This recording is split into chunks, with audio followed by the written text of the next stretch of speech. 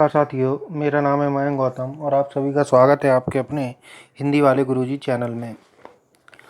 देखिए, आने वाले दिनों में उत्तर प्रदेश में दारोगा भर्ती होने वाली है, जिसके लिए आप लोग तैयारी कर ही रहे हैं।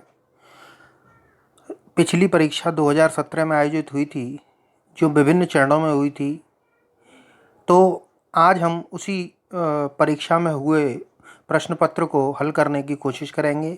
यह जो प्रश्न पत्र है, ये 13 दिसंबर 2017 को आयोजित हुआ था, जो कि तृतीय पाली में हुआ था। इसको हम व्याख्या सहित हल करने की कोशिश करेंगे। चलिए शुरू करते हैं पहले प्रश्न से। देखिए, पहला प्रश्न क्या है कि दिए गए विकल्पों में से सही का चयन कर रिक्त स्थान भरें। माता पिता किशोरों को स्वयं के, हाँ जी, इसका आप ऑप्शन लगाइए, फिर मैं बताऊंगा। हाँ जी, स्वयं के अनुभवों से, इसका जो है पहले का सी ऑप्शन सही है। माता पिता किशोर को स्वयं के अनुभवों से सीखने में मदद करते हैं। ठीक है, चलिए प्रश्न संख्या 2 की तरफ चलते हैं। प्रश्न संख्या 2 है कि सुदी का त्रियक बहुवचन दिए गए विकल्पों में से कौन सा है। अब बहुत से लोगों ने ये त्रियक बहुवचन पहली बार सुना होगा, तो मैं बता दूं त्रियक बहुवचन क्या है। देखिए, एक होता है सामान्य बहुवचन। सामान्य बहुवचन होता है बिना विभक्ति की संज्ञाओं के बहुवचन बनाना, और त्रियक बहुवचन होता है, त्रियक का मतलब क्या होता है, तिरछा या उल्टा। ठीक है, तो त्रियक की बात करी जाए तो विभक्ति सहित संज्ञाओं के बहुवचन बनाना। वैसे अगर सुधि की बात करी जाए तो सुधि जो शब्द है, तो सुधि का बहुवचन अगर हम बात करें साधारण तौर पर तो नहीं बनेगा, सुधि का सुधि ही रहेगा। लेकिन अगर त्रियक अर्थात विभक्ति सहित बात करें तो सुधि का जो बहुवचन निकल के आएगा वो आपका निकल के आएगा ए ऑप्शन, दूसरे का पहला। तो सुधि का क्या हो जाएगा, जैसे सुधि ने तो सुधियों ने। ठीक है, तो दूसरे का ए। याद रखिएगा, त्रियक बहुवचन क्या होते हैं, विभक्ति सहित संज्ञाओं के बहुवचन बचाना। चलिए एक और मैं उदाहरण के जरिए बताता हूँ। जैसे लड़का है, अगर मैं लड़का शब्द का साधारण बहुवचन बनाऊं तो बनेगा लड़के। देखिए नीचे लिख रहा हूं, लड़का का क्या बनेगा, लड़के बनेगा। ठीक है, लेकिन अगर त्रियक बहुवचन की बात करूं तो लड़के का बहुवचन लड़कों बनेगा, लड़कों। ठीक है, बात समझ में आ गई। चलिए आगे बढ़ते हैं प्रश्न संख्या 3 की ओर। प्रश्न संख्या 3 क्या है कि निम्न वाक्य के किस भाग में त्रुटि है। आधी रात से सोने के कीमत में भारी उछाल आया है। तो आधी रात से सोने तो सही है, ठीक है, तो सोने के नहीं होगा, सोने की कीमत होता है। तो आपका जो तीसरे का ए है वो सही हो जाएगा। चलिए चौथे प्रश्न की ओर बढ़ते हैं। चौथा प्रश्न क्या है कि 25 रुपये दीजिए, विशेष पहचानिए, विशेषण पूरा नहीं लिख पाइए, विशेष पहचानिए। देखिए ये प्रश्न भी मेरे को प्रश्न पत्र कहीं और से मिला है। चलिए देखते हैं। 25 रुपये, रुपये की विशेषता क्या है, 25। तो हम गणना करके बता रहे हैं, तो क्रमवाचक है नहीं, समुदायवाचक है नहीं, आवृत्तिवाचक है नहीं। अगर गणनावाचक यहाँ दिया होता तो गणनावाचक हो जाता, लेकिन ये गणनावाचक सभी निश्चित संख्यावाचक के अंतर्गत आते हैं। तो इसका जो बी ऑप्शन है वो सही हो जाएगा, चौथे का बी। चलिए पांचवें की तरफ चलते हैं। पांचवा जो आपका ऑप्शन प्रश्न है वो क्या है कि वर्णित वाक्यों को सही क्रम में लगाइए।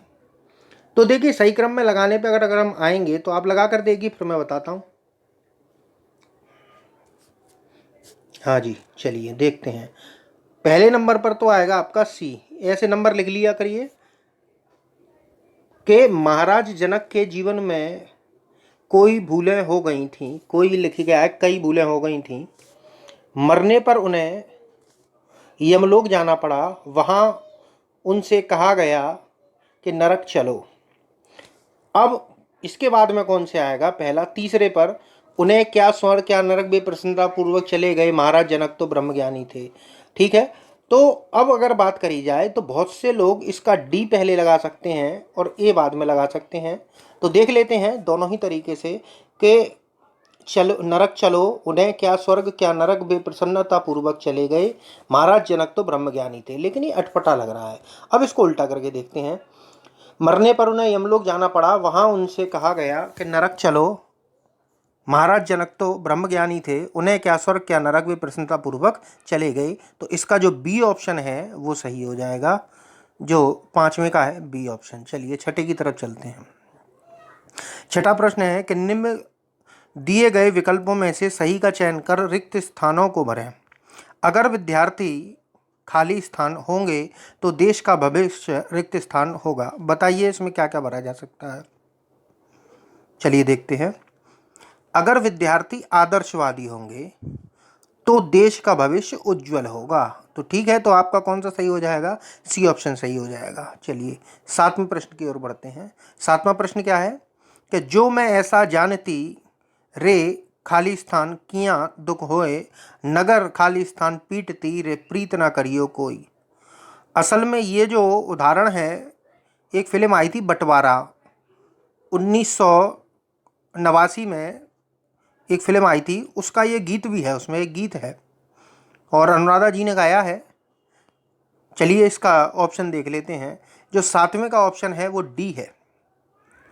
डी ऑप्शन है कि जो मैं ऐसा जानती रे प्रीत किया दुख होए, नगर ढूंढेरो पीटती रे प्रीत ना करियो कोई। चलिए आगे बढ़ते हैं 8वें प्रश्न की ओर।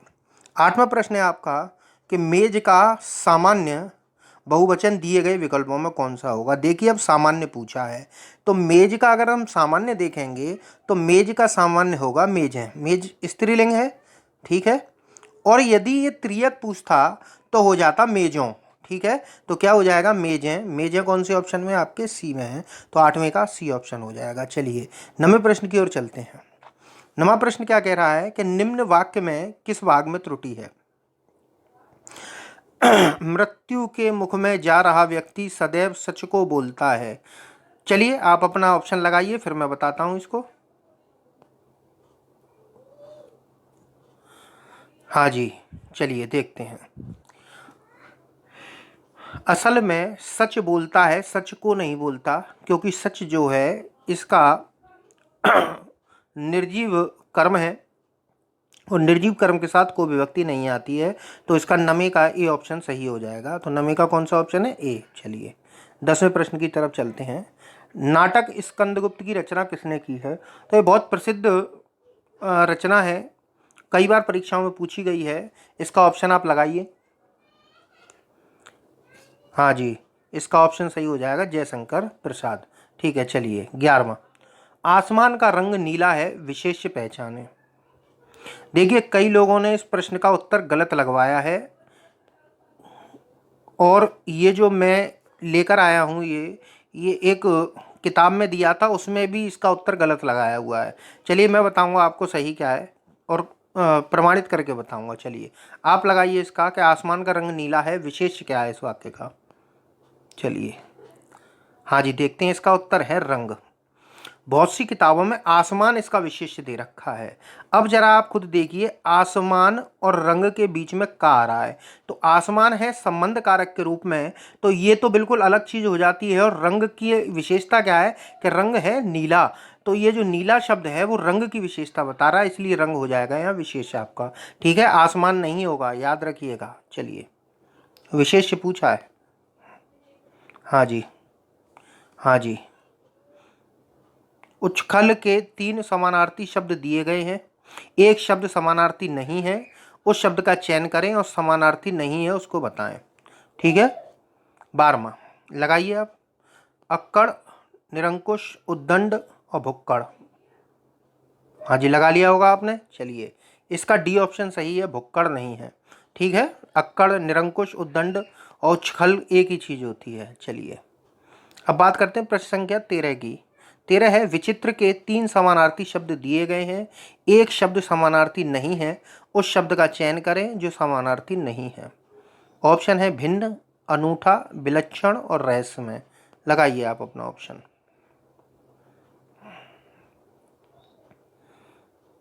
हाँ जी, लगा लिया। चलिए देखते हैं, इसका 13वें का ए हो जाएगा भिन्न। विचित्र का अर्थ होता है अनूठा, विलक्षण होता है, अलग होता है, लेकिन भिन्न नहीं होता। बहुत से लोग इसको रहस्यमय बताएंगे, लेकिन रहस्यमय नहीं है, इसका भिन्न हो जाएगा। चलिए 14वां प्रश्न है, कनक कनकते सौगुनी मादकता अधिकाय, इस पंक्ति में अलंकार को पहचानिए। बहुत प्रसिद्ध अलंकार है, अनुप्रास है, श्लेष है, रूपक है या यमक है। लगाइए आप अपना। हाँ जी, इसमें आपका यमक अलंकार है। यमक अलंकार का कहा जाए तो रजिस्टर्ड उदाहरण है कनक कनकते सौ गुनी मादकता अधिकाए, अर्थात सोने में धतूरे से भी ज़्यादा मादकता होती है। जहाँ शब्द एक से अधिक बार आए परंतु अर्थ अलग अलग हो वहाँ पर यमक अलंकार होता है। यहाँ कनक शब्द 2 बार आया है और दोनों बार अर्थ अलग है, एक बार सोना और एक बार धतूरा, इसीलिए यहाँ पर यमक अलंकार है। चलिए 15वां प्रश्न देखते हैं। 15वां प्रश्न है कि दिए गए विकल्पों में कौन सा शब्द स्त्रीलिंग है। तो इसे तो लगा ही देंगे, इस कुर्सी है, सीधी सी बात है स्त्रीलिंग, इसमें कोई बड़ी बात नहीं है। चलिए 16वां देखते हैं। 16वां प्रश्न है कि 1973 में साहित्य अकादमी पुरस्कार प्राप्त आलोक पर्व किसकी रचना है। हाँ जी, चलिए लगाइए आप अपना। हाँ जी, ये साहित्य अकादमी, हिंदी साहित्य अकादमी पुरस्कार 1973 में हजारी प्रसाद द्विवेदी जी को दिया गया था। आलोक पर्व जो कि एक निबंध है उसके लिए दिया गया था। चलिए प्रश्न संख्या 17 की तरफ चलते हैं। सही कहावत पहचानिए। नाम न जाने आंगन टेढ़ा, बी ऑप्शन है नाच न जाने आंगन टेढ़ा, सी ऑप्शन है काम न जाने आंगन टेढ़ा और डी ऑप्शन है नाच न जाने बादन टेढ़ा। तो ये आप अच्छी तरीके से जानते हैं कि नाच न जाने आंगन टेढ़ा, तो बी ऑप्शन इसका सही हो जाएगा। चलिए 18वें प्रश्न की तरफ चलते हैं। 18वां प्रश्न क्या कह रहा है कि कुमार संभव के रचयिता कौन है। तुलसीदास, सूरदास, कालिदास या कबीरदास। देखिए ये संस्कृत साहित्य से संबंधित है। चलिए देखते हैं। अब मैंने इतनी बात बोली दी है तो आप लोगों ने लगा ही दिया होगा कुमार संभव किसकी रचना है। कुमार संभव कालिदास जी की रचना है। 18वें का सी। चलिए 19वें प्रश्न की तरफ चलते हैं।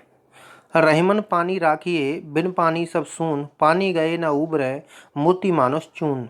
वर्णित लोकोक्ति में प्रयुक्त अलंकार को पहचानिए। यमक है, रूपक है, श्लेष है या उत्प्रेक्षा है। पहचानिए आप। हाँ जी, यहाँ पर श्लेष अलंकार है। श्लेष का अर्थ होता है चिपका हुआ। जहाँ एक ही शब्द के कई अर्थ निकल रहे हों वहाँ पर आपका श्लेष अलंकार हो जाता है, अर्थात शब्द एक बार आए लेकिन अर्थ अलग अलग हों। जैसे यहाँ पानी शब्द एक बार आया है लेकिन उसके अर्थ इन तीनों के लिए अलग अलग हैं। मोती के लिए चमक है, मनुष्य के लिए प्रतिष्ठा है और चून के लिए पानी के अर्थ में है। तो शब्द एक बार आया है लेकिन अर्थ उसके अलग अलग हैं, इसीलिए यहाँ पर श्लेष अलंकार हो जाएगा। चलिए 20वें प्रश्न की तरफ चलते हैं। बच्चा गया इस वाक्य में प्रयुक्त काल को पहचाने। सामान्य भूतकाल, सामान्य वर्तमान काल, भविष्य काल या पूर्ण भूतकाल। हाँ जी, ये सामान्य भूतकाल का वाक्य है। बच्चा गया, अगर बच्चा गया था होता तो पूर्ण भूतकाल हो जाता। सामान्य वर्तमान काल की बात होती तो बच्चा जाता है और भविष्य काल की बात करी जाए तो बच्चा जाएगा। चलिए आगे बढ़ते हैं। 21वां प्रश्न। विकल्पों में वर्णित वाक्यों में से गलत वाक्य को पहचानिए। हाँ जी, पहला है जिधर दृष्टि डालो विज्ञान में चमत्कार दिखाई पड़ते हैं। दूसरा है हमें उपलब्ध सभी सुख सुविधाएं विज्ञान की ही देन है। तीसरा है विज्ञान ने हमें जादू नगरी में पहुंचा दिया है। सी है विज्ञान ने हमें जादू नगरी में पहुंचा दिया है। विज्ञान ने अनेक असंभव लगने वाली बातों को संभव कर दिखाया है। यहाँ बातें लिख गया है, बातों को होना चाहिए था। चलो देखो, अगर मैं इसके हिसाब से बात करूं जैसा कि ये किताब में दिया हुआ है इस हिसाब से तो डी आपका ऑप्शन सही नहीं है, क्योंकि बातें होना चाहिए था। ठीक है, अब विज्ञान ने हमें जादू नगरी में पहुंचा दिया है, ये भी एक शुद्ध सा ही लग रहा है। गलत वाक्य को पहचानना है। हाँ, तो गलत वाक्य तो इसमें डी हो जाएगा आपका। विज्ञान में चमत्कार दिखाई पड़ते हैं, तो आपका 21वें का डी ऑप्शन सही हो जाएगा। बातों को होना चाहिए था लेकिन यहाँ दिया है बातें को संभव कर दिखाया है। ठीक है, चलिए यहाँ पर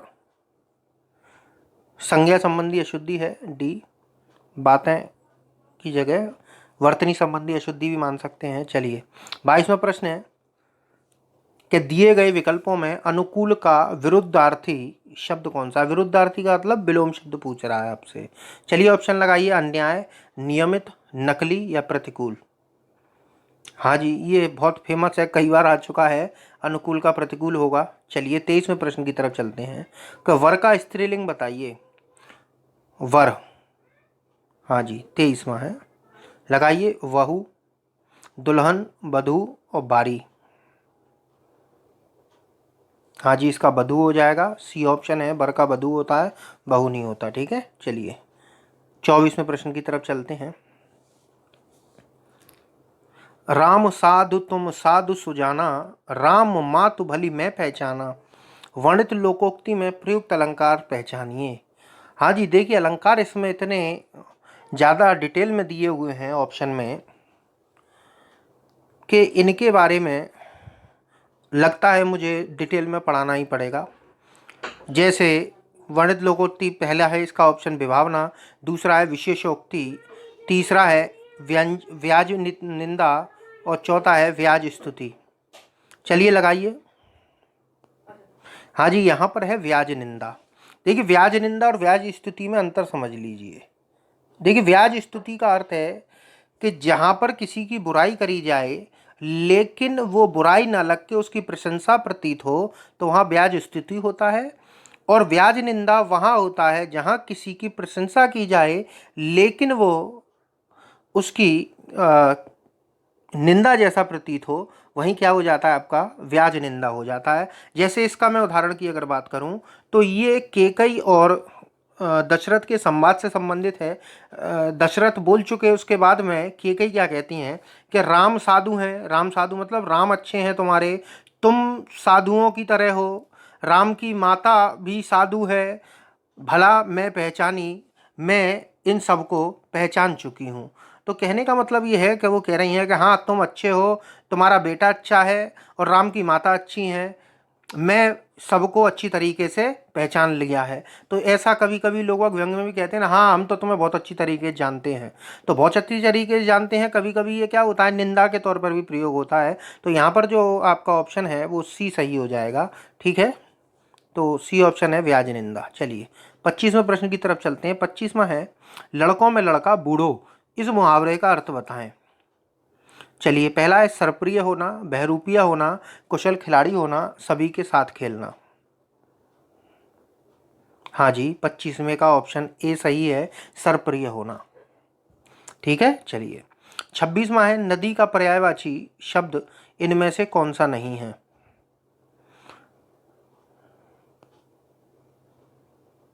लगाइए आप ऑप्शन। हाँ जी, नदी का पर्यायवाची इसमें उषा नहीं है। ठीक है, सरिता भी है, नद्य भी है और तटनी भी है। ठीक है, चलिए 27वें प्रश्न की तरफ चलते हैं। 27वां प्रश्न है कि दिए गए विकल्पों में सही का चयन कर रिक्त स्थान भरें। चित्र वर्णन एक ऐसी कला है जिसमें मन के भाव रिक्त स्थान होते हैं। देखिए चित्र वर्णन एक ऐसी कला है जिसमें मन के भाव क्या होते हैं, प्रकट होते हैं। तो इसका 27वें का ऑप्शन कौन सा सही हो जाएगा, बी ऑप्शन सही हो जाएगा। चलिए 28वें की तरफ चलते हैं। पाप की पराकाष्ठा होना, इस मुहावरे का अर्थ बताइए। पाप उदय होना, बी पाप कमाना, सी पाप का घड़ा भरना और डी पाप मोल लेना। हाँ जी, इसका सी ऑप्शन सही हो जाएगा। चलिए आगे बढ़ते हैं और आगे आपके सामने गद्यांश दिया हुआ है। मैंने तरीका आपको बताया था कि पहले गद्यांश को एक बार पूरा पढ़ लिया कीजिए, उसके बाद प्रश्नों को पढ़ा करिए। प्रश्न पढ़ने के बाद में तुरंत आपको पता चल जाएगा कि इसका उत्तर किस लाइन में दिया होगा। प्रत्येक प्रश्न को पढ़ पढ़ के दोबारा पढ़ोगे इसको तो समय बहुत व्यतीत होगा। चलिए देखते हैं, मैं पढ़ रहा हूँ। हम मनुष्यों को कुछ ना कुछ बनने का स्वप्न होता है। हम अपने स्वप्न को साकार रूप प्रदान करने के लिए उसे अपना आधार और लक्ष्य बना लेते हैं। अपने सपने के आधार पर अपने भविष्य की नींव रखना आरंभ करते हैं। हमारा लक्ष्य कुछ भी हो सकता है। हम चिकित्सक, इंजीनियर, राजनेता, अभिनेता, सरकारी कर्मचारी, अध्यापक, कुछ भी बनने की सोच सकते हैं। हमारी शिक्षा का स्तर भी लक्ष्य तक पहुंचने का मार्ग ही है। शिक्षा ही लक्ष्य तक पहुंच कर सपने को साकार करती है। यह मनुष्य के जीवन में बहुमूल्य रत्न के समान है जो किसी के द्वारा चुराया व मिटाया नहीं जा सकता। यक्ष द्वारा पूछे गए प्रश्न की विदेश में मनुष्य का साथी कौन होता है, युधिष्ठिर द्वारा इसका उत्तर दिया गया विद्या। महाभारत में युधिष्ठिर और यक्ष के इस संवाद से स्पष्ट हो जाता है कि शिक्षा प्राचीन काल से ही मनुष्य के जीवन में महत्वपूर्ण रही है। चलिए अब प्रश्न देखते हैं। तो पहला प्रश्न क्या है कि अपनी बात की प्रामाणिकता को सिद्ध करने के लिए लेखक क्या उदाहरण प्रस्तुत करता है? भावी भविष्य का, सपने का, महाभारत में यक्ष और युधिष्ठिर के संवाद का। अब आपने इसको पढ़ा था तो तुरंत आप लगा सकते हो कि उसने यहाँ पर महाभारत में यक्ष और युधिष्ठिर के संवाद की बात करी थी। तो 29वें का सी ऑप्शन सही हो जाएगा। चलिए 30वां प्रश्न है कि विदेश में कौन मनुष्य का साथी होता है? तो विदेश में मनुष्य का साथी होती है विद्या। ये आप अभी ऊपर पढ़कर आए हो, देखो ये रहा, ये रहा। ठीक है, तो मैं इसीलिए तो कह रहा था कि आप इसको पहले पढ़ा करिए, प्रश्नों को बाद में। चलिए 31वां प्रश्न है कि प्रस्तुत गद्यांश का उपयुक्त शीर्षक क्या है? लक्ष्य का महत्व, श्रम का महत्व, शिक्षा का महत्व और शिक्षा का महत्व और स्वप्न का महत्व। तो 31वें का इसमें सी हो जाएगा। ठीक है, चलिए आगे 32वें का। दिए गए विकल्पों में से गति का विलोम शब्द कौन सा है? मंद, प्रगति, दुर्गति या आयतन? चलिए 32वें का लगाइए, गति। हाँ जी, इसका जो विलोम शब्द है वो गति का मंद हो जाएगा। चलिए 33वें प्रश्न की तरफ चलते हैं। दिए गए विकल्पों में किशोर का समानार्थी शब्द कौन सा है? तरुण, पारिवारिक, कोलाहल, समझदार? हाँ जी, किशोर का समानार्थी होता है तरुण। ठीक है, तरुण ही बोलते हैं किशोर को। चलिए, ना कि कोलाहल, ना कि समझदार। देखिए, समझदार से मतलब मेरा ये नहीं है, समझदार तो होते हैं लेकिन समझदार और किशोर दोनों अलग अलग शब्द हैं। चलिए, चेहरा हमारे विचारों का रिक्त स्थान है जो वही दिखाता है जो रिक्त स्थान है। अब चेहरा हमारे विचारों का मन है या दर्पण है या उल्लंघन है या चित्र है? तो चेहरा हमारे विचारों का, आप लगाइए ऑप्शन। हाँ जी, चलिए देखते हैं। चेहरा हमारे विचारों का दर्पण है जो वही दिखाता है जो सत्य है। तो 34वें का वी हो जाएगा आपका। चलिए 35वें प्रश्न की तरफ चलते हैं। 35वां प्रश्न है कि गौ का सामान्य बहुवचन। देखिए, वही बहुवचन वाली बात आ गई, सामान्य बहुवचन पूछ रहा है। तो देखिए, गौ का हमें गाय रूप में परिवर्तन नहीं करना है। गाय का गाय के अनुसार लगाएंगे, गौ का गौ के अनुसार लगाएंगे, गऊ का गऊ के अनुसार लगाएंगे। तो यहाँ पर गौ का अगर हम बहुवचन बना रहे हैं तो आप लगाइए ऑप्शन, फिर उसके बाद में मैं बताऊंगा कि कौन सा सही है। हाँ जी, 35वें का सी, गौएं। ठीक है, चलिए 35वें का सी हो जाएगा। चलिए 36वें की तरफ चलते हैं।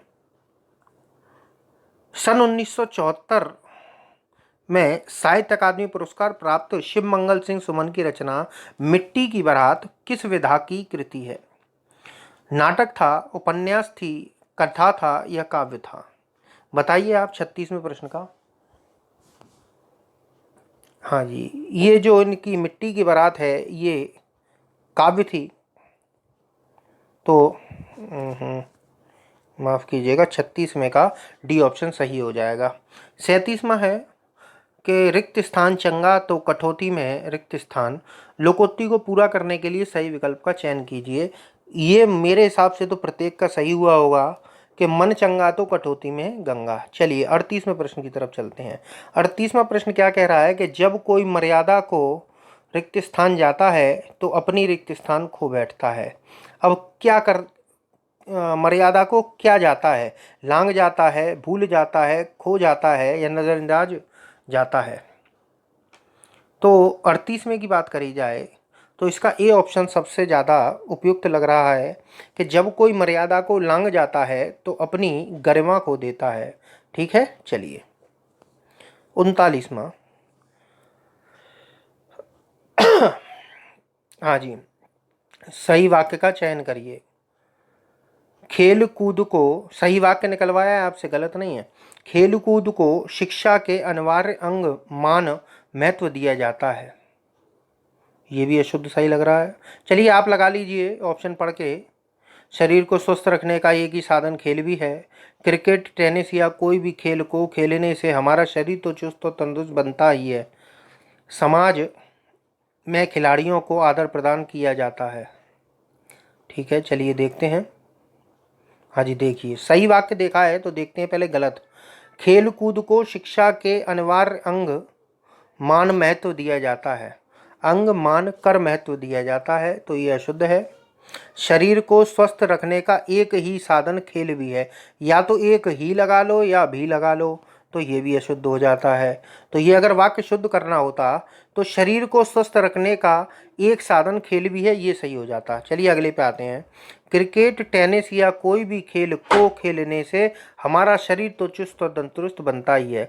खेल को खेलने नहीं होता, खेल खेलना होता है, तो ये भी आपका अशुद्ध हो जाता है। तो बच कौन सा गया? डी ऑप्शन सही हो जाएगा। तो 39वें का कौन सा है? डी ऑप्शन है। चलिए 40वें पे चलते हैं। 40वां प्रश्न है कि विनय पत्रिका किस कवि की रचना है? अब विनय पत्रिका तो बहुत प्रसिद्ध रचना है, तो आप आराम से लगा सकते हो गए तुलसीदास जी की रचना है। तो ये तो थे 40 प्रश्न जिनका उत्तर मैंने आपको करवाने की कोशिश करी है। अगर आप प्रैक्टिस के तौर पे इसको करना चाहते हैं तो पहले सभी प्रश्नों को आवाज़ बंद करके एक बार देख लीजिए, फिर उनको लगा लीजिए और उसके बाद में मेरे इस वीडियो को देखिएगा। चलिए मिलते हैं जल्दी ही अगले वीडियो में। मैं सभी जितने भी पेपर हुए हैं सभी को हल कराकर आपके सामने लेकर आऊँगा।